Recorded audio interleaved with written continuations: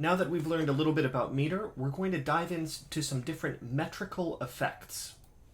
Let's talk about meter as a dynamic pattern first. Patterns are powerful. Our brains like them. They help to define our expectations of what's going to happen next. And because of that, one potent way that art is often expressive is by both creating patterns and then breaking those patterns. That can create an expressive impact. And because meters are temporal patterns, they offer a very effective canvas for expressivity by creating and breaking patterns in time. So in this presentation, we'll be focusing on ways that we can create and break these patterns beyond just going from beat to beat. And that's talking about syncopation, harmonic rhythm, hypermeter, and hemiola. Let's talk about syncopation first, which you are probably already familiar with. Syncopation is the arrival of an accent on what is typically an unaccented or sometimes referred to as weak beat or part of the beat. Now, here accents can be a variety of things. They can be dynamic. A dynamic accent is based on sound. An agogic accent is based on a long sound. And a tonic accent is usually based on a high sound. Now, I want to point out that usually that these are the typical definitions. Sometimes I find that we can create, for instance, a tonic accent by having a very low sound. In general, what we're seeing here are extremes, that by using some extreme of sound, we can create a focal point. And when we are syncopating rhythms, we are creating a focal point where we don't expect it. And that can be very exciting and energizing. So syncopation is one of the means that we can potentially break patterns in unexpected ways. They can be particularly potent when repeated or when the next strong beat is obscured or avoided, as with a tie. So potential syncopations might therefore include a sudden accent on beat 2 in a 4/4 measure. 1, 2, 3, 4. 1, 2, 3, 4. Or accenting the and of each beat without accenting the beat note itself. So if we were going 1 and 2 and 3 and 4 and we started a syncopated pattern after beat 1, we could have 1 and 1 and 1. So that could create some extra forward motion or energy.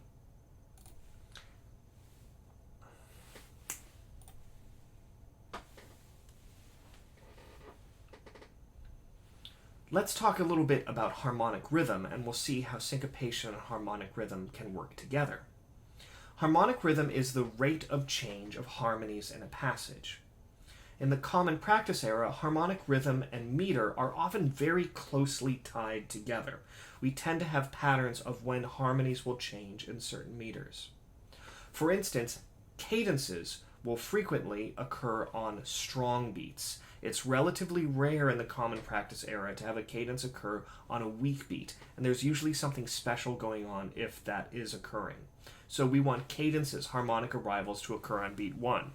For instance, 1, 2, 3, 4, 1, 2, 3. So 3 isn't beat 1, it's not the strongest beat in the measure, but it is a strong beat. So that's one possibility.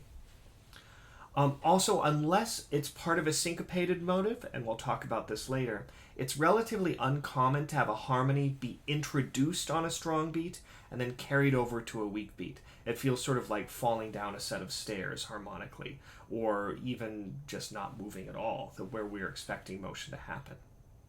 It also doesn't have to be constant.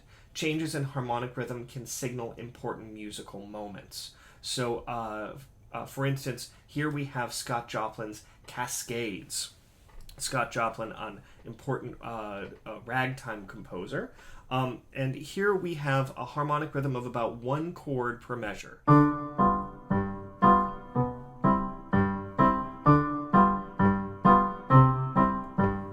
Excuse me, I played a wrong note the first time. But so we're hearing a 5/7 chord for a bar, and then a 1 chord for a bar. So that's G7 and then a 1. And so we hear that going back and forth.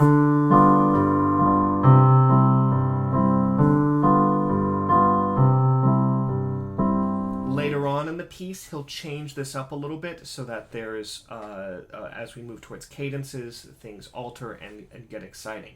But for right now, at the start of this phrase, at the start of this section, he has just a harmonic rhythm of 1 chord per bar.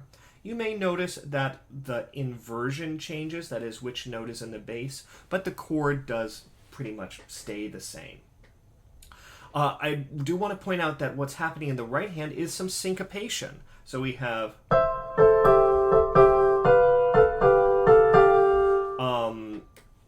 there in measures 2 and 3, which gives us a little bit of extra harmonic energy, even though we have a relatively stable harmonic rhythm. So even though the harmonic rhythm is not moving much, the syncopation in the right hand adds some interest.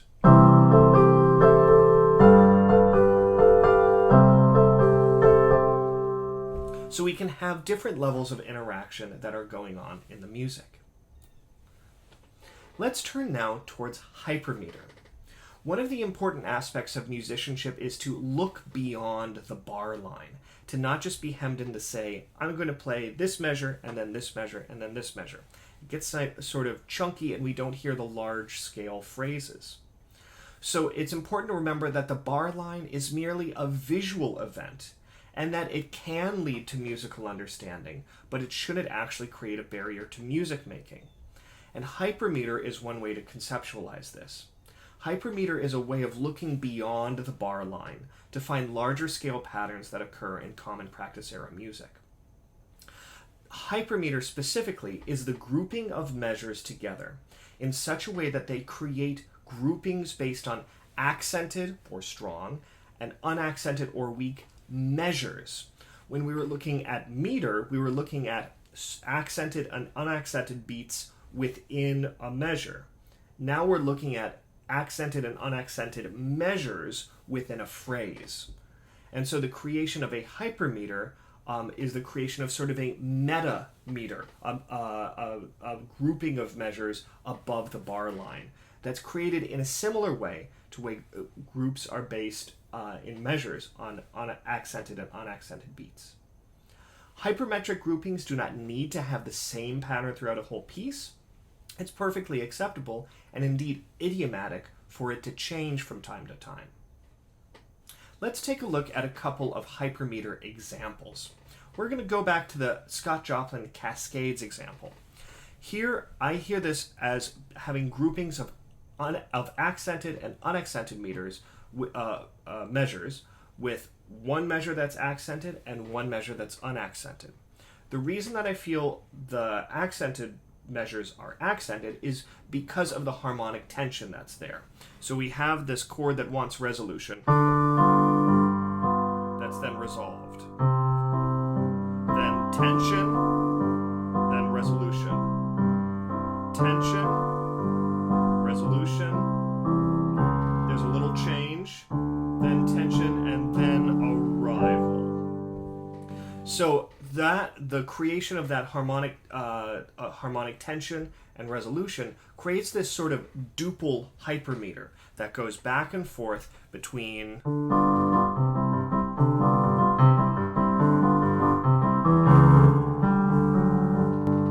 so being sensitive to these aspects of tension and release on a hypermetric level can help us give nuance and expressivity to the way that we perform pieces. Let's take a look at another example by Beethoven, the second movement of his Symphony No. 9. Here we have groupings of accented and unaccented measures. Rest, and then there's a little bit of syncopation that happens because we have a strong measure and our expectation is for a weak measure to follow. But we have the timpani, and we have that followed by a strong orchestral tutti, and then silence. So the strong, weak pattern that I have on the score is almost more of our expectation that's created by those first two groupings, and is then broken. This is very common, this sort of rule of three. We introduce an idea, we repeat the idea to set up a pattern, and then we break it the third time. We see this happening in fairy tales, in folk tales, and in music. Think of things like The Three Little Pigs, or Goldilocks and the Three Bears, where there's often groupings of three, and then things change. First little pig built his house out of straw. Second little pig built his house out of sticks. And the third little pig built his house out of syncopated motives. So, as this goes on, this pattern continues for the fugal entrance. This strong weak yum ba dum bum ba yum bum bum bum bum bum, and we can hear it. If we conducted this, we'd probably feel it in some sort of compound meter. Yum ba dum bum bum bum bum bum bum bum bum ya da da da da da da da da. And indeed, conductors will conduct it this way with one beat per bar, one gesture per bar, because there's no way you want to do 1 2 3 1 2 3 1 2 3 1 2 3. You'd end up taking off and flying all over the room, and this continues throughout. But personally, for me, I feel that it's more than just one and a two and a three. It's actually grouped less in two, and it almost seems to be grouped more in four.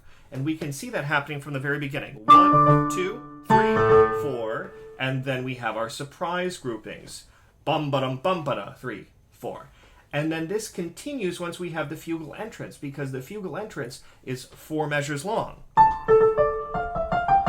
1 and a 2 and a 3 and a 4. 1 and a 2 and a 3 and a 4.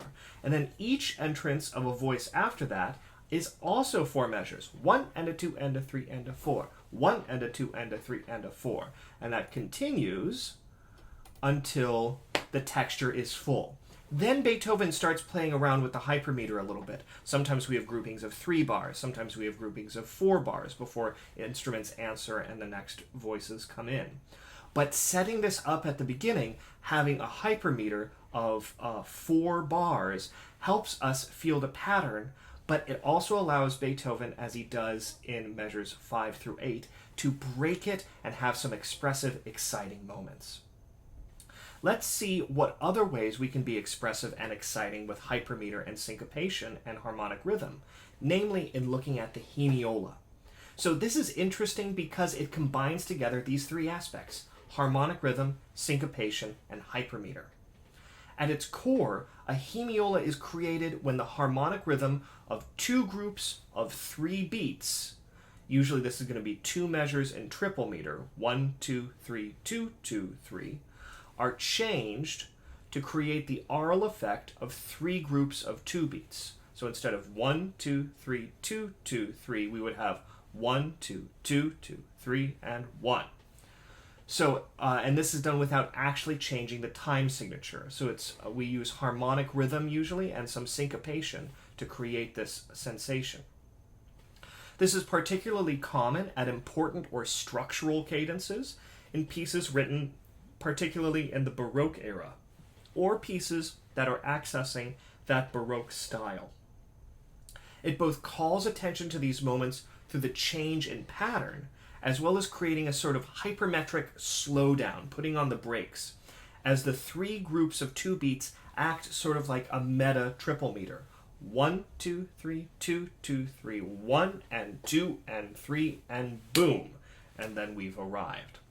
Let's take a look at an example from Handel's Messiah, the chorus, "And the Glory of the Lord." Let's take a listen to the upper line in Violin 1.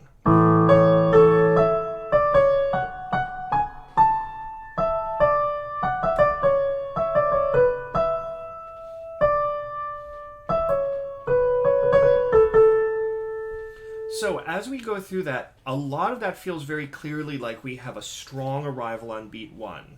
Yum bum bee ya dum bum bum bum ba yum ba ya da da dee ya da da dum. It's obscured a little bit by some ties later on, but these dotted rhythms in particular really help us feel an arrival on 1 because we have an agogic accent, that is the length of the note creates that accent, and then we have an unfurling from there. Dee ya ba ba ba ya da da dum. That's echoed in the Violin 2. Be da da da da da da dum. Now, following this, the dotted pattern changes. The value of that agogic value of the dotted quarter note changes from being happening on beat 1 to happening, well, it does happen on beat 1 next, but then it happens on beat 2. Yum, ba-dum, ba-ba-dum, or, excuse me, on beat 3, and then on beat 2. 1, 3, a 2, and then we arrive back on 1. Now, already here we're starting to get a sense of the hemiola, whereas we had a pattern before that was based on 1, 2, 3, 2, 2, 3. Now we have a pattern that seems to be based on 3 groups of 2. 1, 2, 2, 2, 3, 2, 1. So that those yellow and green measures are our 2 groups of 3. Those blue and red bits of measures are our 3 groups of 2. Now, this melodic and harmonic formation is also supported by harmonic rhythm. Now, here are, you'll see some arrows. You'll see long arrows depicting long harmonic rhythms, sort of medium-length arrows depicting 2-beat harmonic rhythms, and short arrows depicting 1-beat harmonic rhythms. And let's go ahead and put up a key there so that you see that the long arrows are those harmonies which last for 3 beats. Those medium arrows are harmonies that last for 2 beats. And those short arrows are harmonies that last just for 1 beat. Now, what we're seeing most of the time is that harmonies will either be introduced on beat 1 and last for the entire measure, or they'll be introduced on beat 1 and last for 2 beats. There's a few exceptions. Let's take a look at the first few measures. So the first measure, that harmony lasts for the entire beat. Second measure, we have 2 beats and then a change. That continues in the next bar. And then we're back to a full measure of a tonic chord. So here we have a very clear sense of harmonic rhythm that supports the triple measure. 1, 2, 3, or sometimes with a change on 3. 1, 2, 3, 1, so that we have a sense of arrival on the next beat.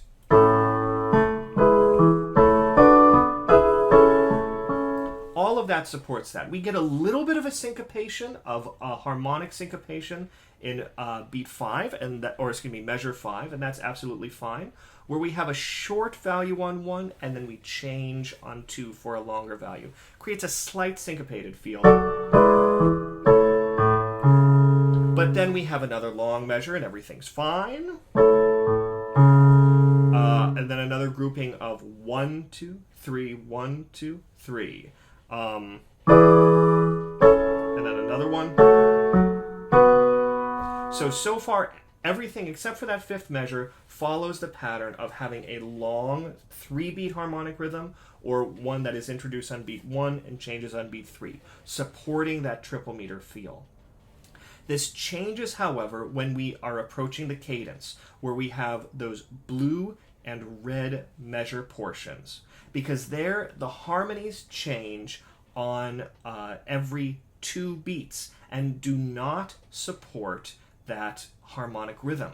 So here we have, when we are looking at these, this third to last and second to last measures, we have a harmony that's introduced on beat 1, changes on beat 3, and then changes on beat 2 of the next bar.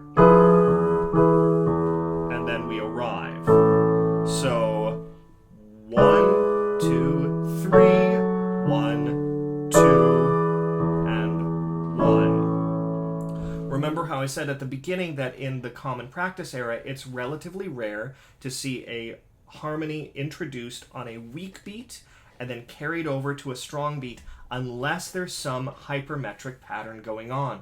And that's exactly what we see here. A harmony introduced on a weak beat that's being carried over to a strong beat. 3 to 1, and that's because it's supporting a hemiola rather than supporting the typical 3/4 measure. So we have both the melody and the harmony is supporting this sensation of the hemiola, changing 2 groups of 3 into 3 groups of 2. Now what's interesting is that this creates a sort of syncopated hypermeter. It creates a sort of meta triple meter because we have 3 groups of 2 beats.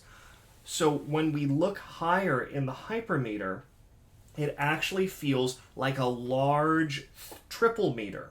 So if we were going along 1, 2, 3, 2, 2, 3, what you might see a conductor do at a hemiola is to say, okay, each of those harmonic changes is just going to be one gesture.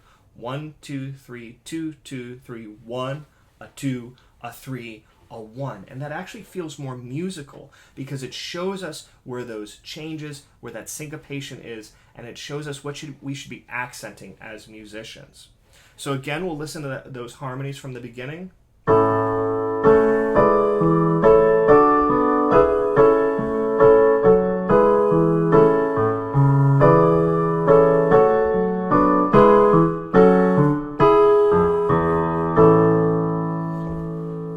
We have that hemiola right before the cadence that draws our attention to that moment by using syncopation, hypermeter, and harmonic rhythm to create this hemiola effect, leading us to that structural cadence.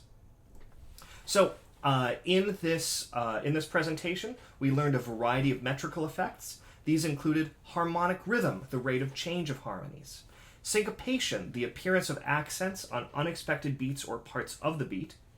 And these accents could be dynamic, based on volume, agogic, based on duration, or tonic, based on pitch. Hypermeter, we also looked at, which was the creation of a metameter above the bar line. And we also looked at hemiola, an instance of hypermetric syncopation. It involved 2 groupings of 3 that were changed into 3 groupings of 2, and typically created by means of a change in harmonic rhythm, and frequently appearing as part of a cadential formation in the Baroque era.